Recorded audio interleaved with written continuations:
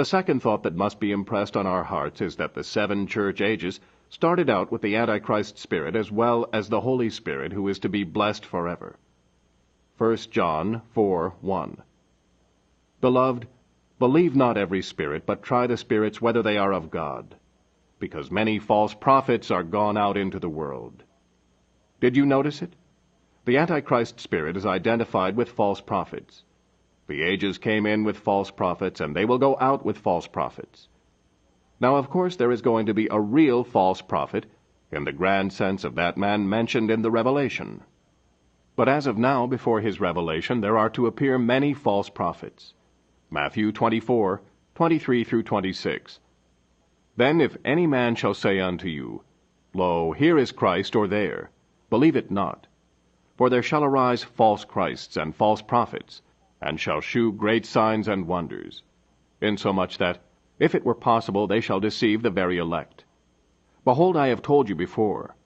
Wherefore, if they shall say unto you, Behold, he is in the desert, go not forth. Behold, he is in the secret chambers, believe it not. These false prophets are earmarked for us in various other scriptures, such as the following. 2 Peter 2:1 through 2. But there were false prophets also among the people, even as there shall be false teachers among you, who privily shall bring in damnable heresies, even denying the Lord that bought them, and bring upon themselves swift destruction. And many shall follow their pernicious ways, by reason of whom the way of truth shall be evil spoken of. 2 Timothy 4:3 through 4. For the time will come when they will not endure sound doctrine, but after their own lusts shall they heap to themselves teachers, having itching ears, and they shall turn away their ears from the truth, and shall be turned unto fables. 1 Timothy 4:1. Now the Spirit speaketh expressly, that in the latter times some shall depart from the faith, giving heed to seducing spirits and doctrines of devils. Now in every case you will notice that a false prophet is one who is outside the Word. Just as we showed you that antichrist means antiWord, so these false prophets come perverting the Word, giving it a meaning that fits their own devilish ends. Have you ever noticed how the people who lead others astray bind them closely to themselves by fear? They say that if the people don't do what they say, or if they leave, then destruction will follow. They are false prophets, for a true prophet will always lead one to the Word and bind the people to Jesus Christ, and he won't tell the people to fear him or what he says, but to fear what the Word says. Notice how these people, like Judas, are out for money.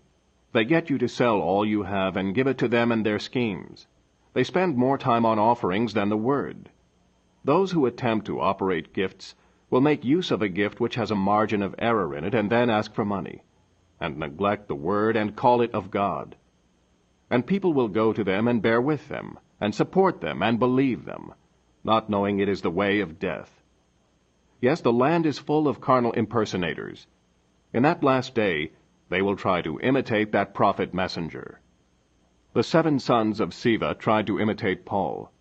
Simon the sorcerer tried to imitate Peter. Their impersonations will be carnal. They won't be able to produce what the true prophet produces. When he says the revival is over, they will go around claiming a great revelation that what the people have is exactly right, and God is going to do bigger and more wonderful things amongst the people. And the people will fall for it. These same false prophets will claim that the messenger of the last day is not a theologian, so he ought not to be heard. They won't be able to produce what the messenger can. They won't be vindicated by God as that last day prophet is. But with their great swelling words and with the weight of their worldwide notoriety, they will warn the people not to hear that man, messenger, and they will say he teaches wrong. They are running exactly true to their fathers, the Pharisees, who were of the devil, for they claim that both John and Jesus taught error. Now why do these false prophets come against the true prophet and discredit his teaching? Because they are running true to form as did their forefathers, when in the days of Ahab they withstood Micaiah. There were 400 of them, and all of them were in agreement. And by them all saying the same thing, they fooled the people. But one prophet, just one, was right and all the rest wrong, because God had committed the revelation to only one. Beware of false prophets, for they are ravening wolves.